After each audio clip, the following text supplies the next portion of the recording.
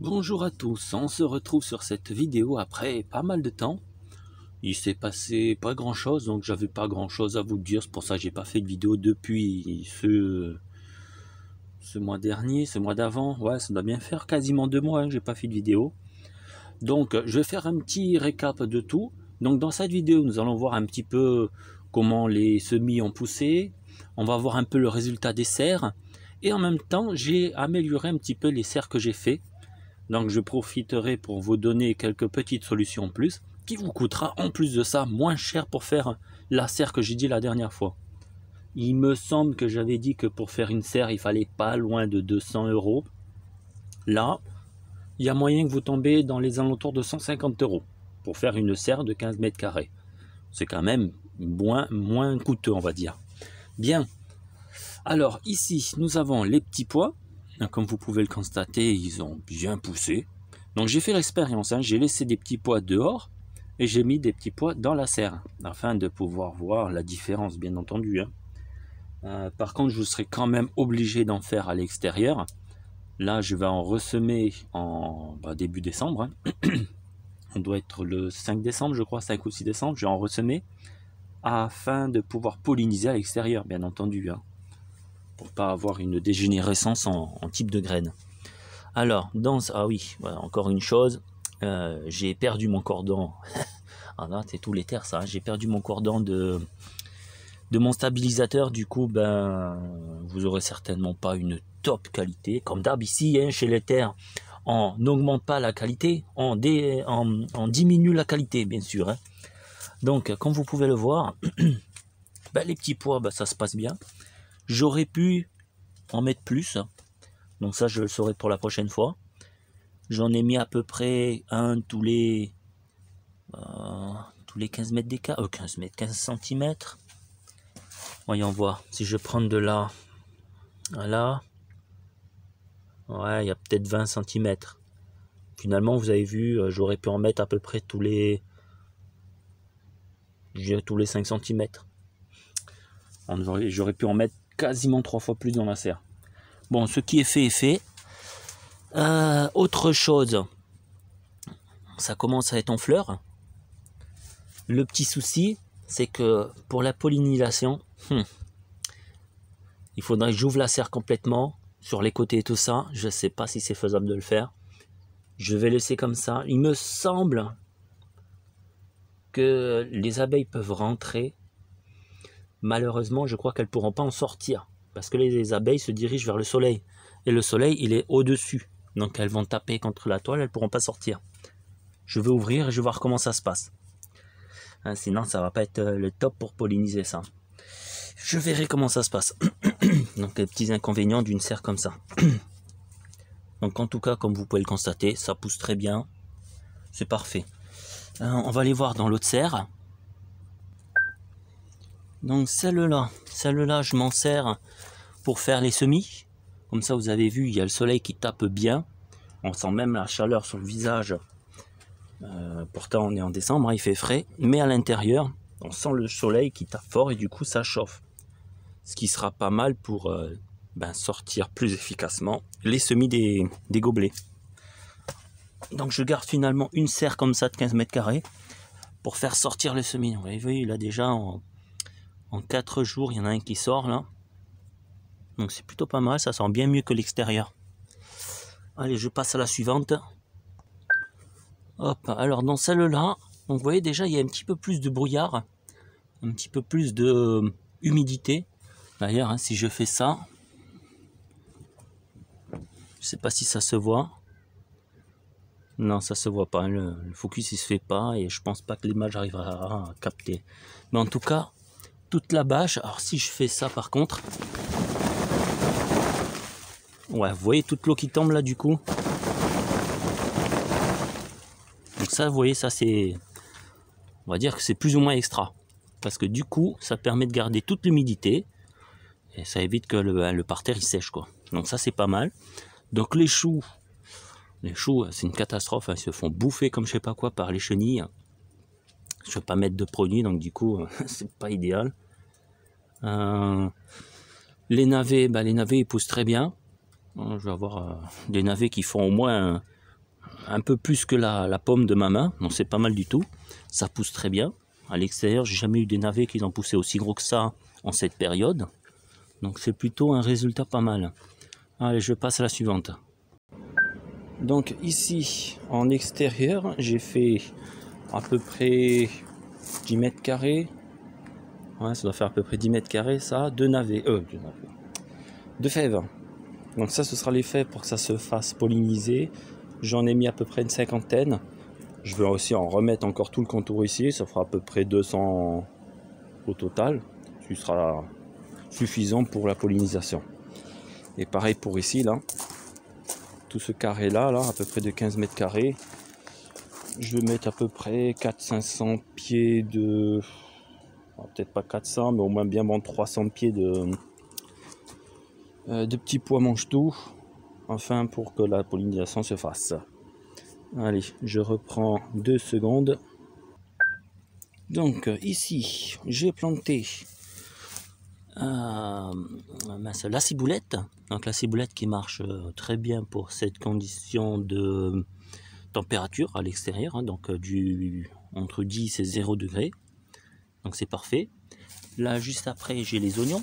Je pense pas que vous les voyez. Si, là. Toute cette surface là, avec tout ce carré là, j'ai dû planter à peu près ici, là, dans ce carré de 5 mètres carrés, 3 mètres carrés, 2 mètres carrés, ouais, peut-être 2 mètres carrés plutôt. Dans ce carré de 2 mètres carrés, j'ai dû planter quasiment 200 oignons blancs. Donc on verra si ça pousse, hein. L'année dernière, ils ont bien poussé. On va voir si cette année, ça va produire la même. J'ai bien retourné la terre. Je l'ai bien biné. Normalement, il y a toutes les conditions possibles. N'oubliez pas surtout qu'il faut bien retirer toutes les mauvaises herbes. Parce que les oignons et les mauvaises herbes, ça ne va pas ensemble. S'il y a des mauvaises herbes, ils ne pousseront pas. Et vous n'aurez pas le cœur qui grossira. Il faut vraiment que ça soit bien dégagé partout. Sinon, l'oignon, il va détecter qu'il n'est pas seul et il ne va pas grossir. Pour ce qui est d'ici, c'est la serre où il y a les fèves. Donc les fèves qui poussent très bien. Et remarquez par terre, j'ai mis tout ce qui est... Ah mais ça, ouais, il y a plein d'eau au-dessus. Je vais me faire tremper si je touche la toile.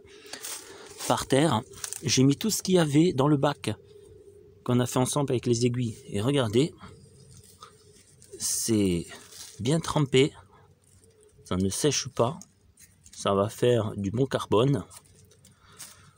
Donc ça, c'est pas mal du tout. Et donc comme ça, il n'y aura pas de source d'azote, hein. Alors, ma surprise, ça a été de voir qu'il y a plein de petits marrons qui poussent. C'est rigolo, alors qu'on est en décembre. Comme quoi la serre, ça fait quelque chose que je pensais pas que ça faisait.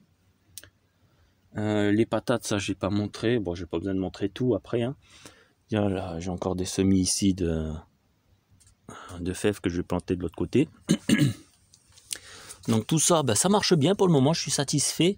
Alors pour ce qui est de la serre, ici je vais vous la montrer.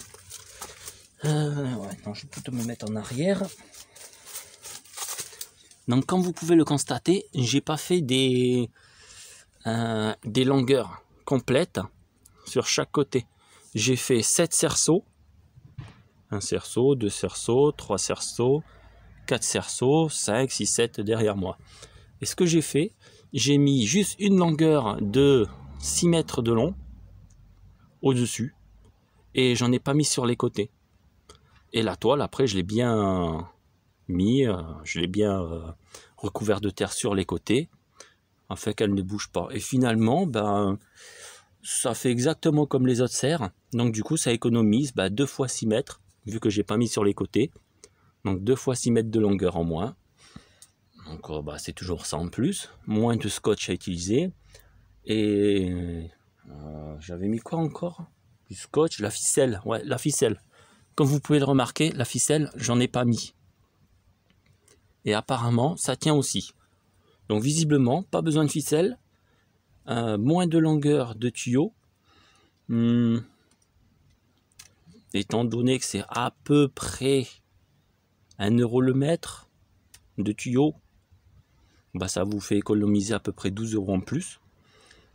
pas de ficelle, donc à peu près 4 € de ficelle en moins.